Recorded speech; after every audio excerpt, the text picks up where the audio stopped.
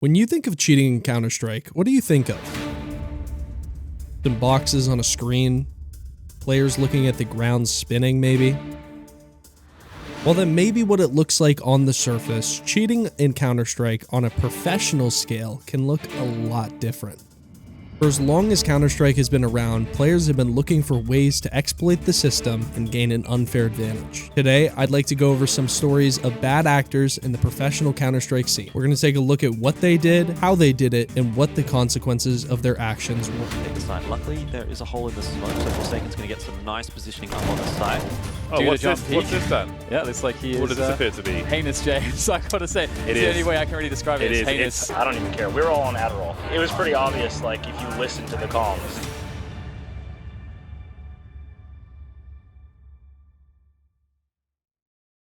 Over 11 years ago, Valve released an update that would change the way Counter-Strike functioned forever.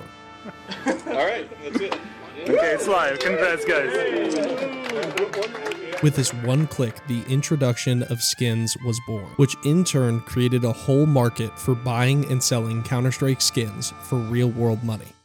And where there's money, there's gambling. You won! Oh my god! You did it! You did it! Baby! Baby!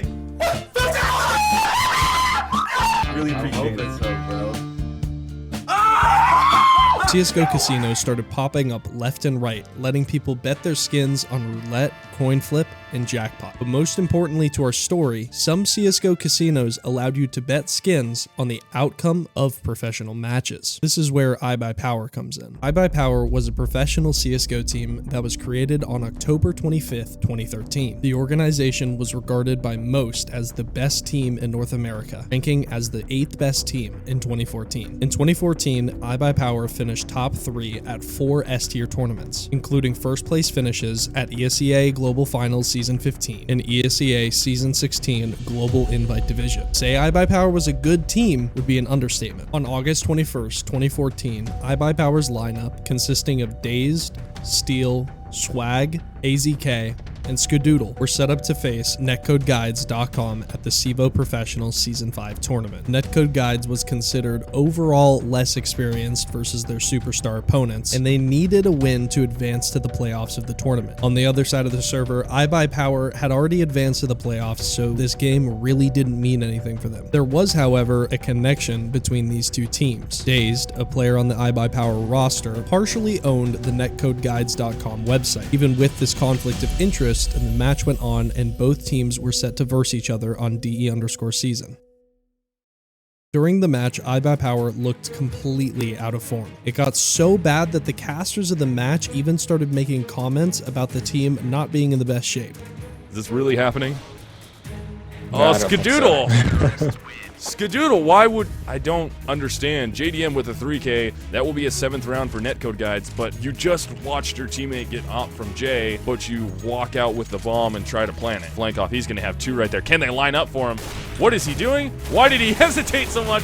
Doesn't matter, has the CZ, gets 1. iBUYPOWER ended up only winning 4 rounds of the first 15 rounds of play. Going into the second half, it already didn't look good for iBUYPOWER. They lost the pistol round and proceeded to lose every single round for the rest of the game. The day after the match, esports journalist Richard Lewis shared a conversation he had with the pro player Shazam. Shazam claimed that the match was fixed and that iBUYPOWER were going to throw the game. Shazam never released any information on who was involved in the match fixing, so the community swept the claims under the rug. That was until January 2015. A former girlfriend of a former iBUYPOWER player, Deborn, posted screenshots of incriminating text messages showing that the match had been fixed and that he had bet skins for the team on a popular casino, CSGO Lounge. In CSGO Lounge's investigation, they found that Deborn had used 9 different accounts to place bets. The total gain from all of these bets was just over $10,000. After this information was found, on January 26, 2015, Valve made a blog post on the official Counter-Strike website titled Integrity and Fair Play. In this post, Valve made the announcement that 6 players, HUD, Deborn, Dazed, Steel, Swag, and AZK, were permanently banned from all future Valve-sponsored events. Skadoodle refused to take any of the profits from the match fixing and was the only player from the iBUYPOWER roster to not be banned. In 2020, something happened that we will all surely remember. Growing concerns about the deadly coronavirus officially hitting the U.S. Illinois and Ohio closing all bars and restaurants beginning tonight. New York, California, Illinois, and Connecticut all ordering non-essential employees to stay home. Prime Minister Boris Johnson put the UK on lockdown today. Over the next 48 hours, people will need to go home. Yeah, if you've bought tickets to Katowice, if you were hoping to see a wonderful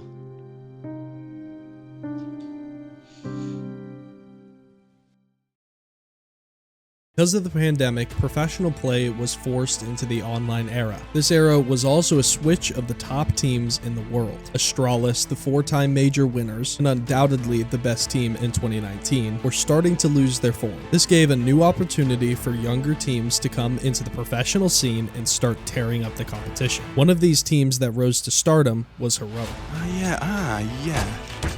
Oh my god, he's knifed him, and he's gotten away with the AWP. I'm starting to get nervous. There's no way, Katie, you can't win Pro League like this. You can't win Pro League like this. The leader, calling well above his years, clearing corners. Oh no! You're an animal! Stewie and Fallen, making it happen, making Team Liquid be that semi-finalist. Refresh, as good as he's been, as much as he's given us, this is a Team Liquid victory, teed up. He's on for a third. Napfly dead as well. Refresh, how are you making this happen? On the bomb. Grim doesn't swing, he thinks it's a fake. Refresh with all 5, and we're going to overtime. Heroic at the end of 2019 was ranked 16th in the world. By the end of August 2020, they were ranked 2nd in the world and eventually reached the first place spot in late October. On August 19th, 2020, Heroic was set to play against FaZe in the Group B upper bracket quarterfinals of ESL One Cologne 2020. Heroic went on to beat FaZe 2-0. After losing to G2 in the semifinals, they were sent to the losers bracket where they beat Fnatic and qualified for the playoffs. In the playoffs, they were able to beat Complexity 2-0 in the quarterfinals. They beat G2 2-1 in the semifinals. Heroic were now in the finals of ESL One Cologne against the best team in the world, Vitality. People thought this game would be a hard-fought match. Instead, this happened. Down, Masuta trying to trade, but the smoke does seem to be enough of a guise. Cadian watching that rotate. Wow, it's all done. No time. He can do it just by survival. Clock is his best friend, and he's just got the info he needed. He didn't see a thing. Apex, what can you do? Nothing. He's just had to resign himself to accept his fate. Heroic, they're 2-0 up, and they're headed first Cologne for Borup, Cadian, Tessus, and they're the last team standing. Unbelievable. Absolutely incomprehensible.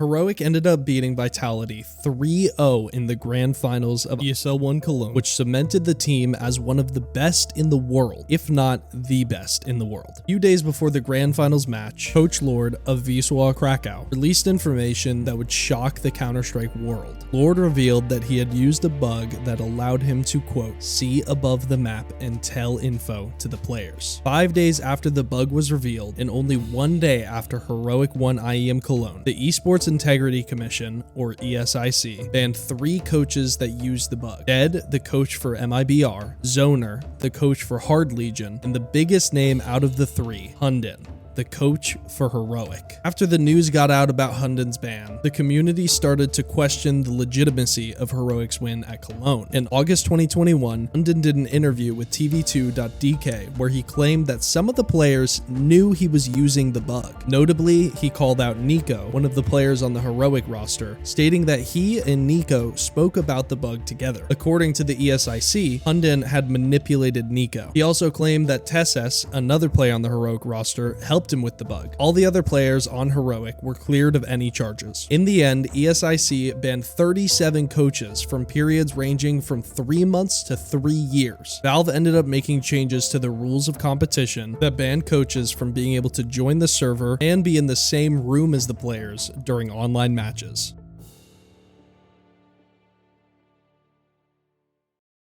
In 2018, a new contender to professional Counter-Strike entered the scene, OpTiC India. Backed by the powerhouse esports organization, the team was meant to be a gateway for Indian players to shine on the global stage. OpTiC India hosted public tryouts. Anyone could come and get a spot on the revolutionary roster. Out of the thousands that tried out, only 5 people were picked. One of those players being Forsaken. The start of OpTiC India seemed promising, with a first place finish at ESL India Premiership Summer 2018. But the time had come to attempt to solidify themselves on the main stage. OpTiC India qualified for Extreme Lands 2018, beating Entity Gaming 2-0 on September 9, 2018. The scene was set for the Indian team to show off their skills on an international stage. After a 16-6 loss the day before to Frostfire, OpTiC India was up to face off against the Vietnamese team Revolution. Going into the first map, OpTiC India looked strong. They were able to defeat Revolution 16-7 on Inferno. Forsaken had a slower game, only going 17-15, but still played well. The second map up was Cash, Team Revolution's map pick. If OpTiC India could win this map, they'd still have a fighting chance to make the playoffs. But during the second map, people started noticing some irregular plays from Forsaken.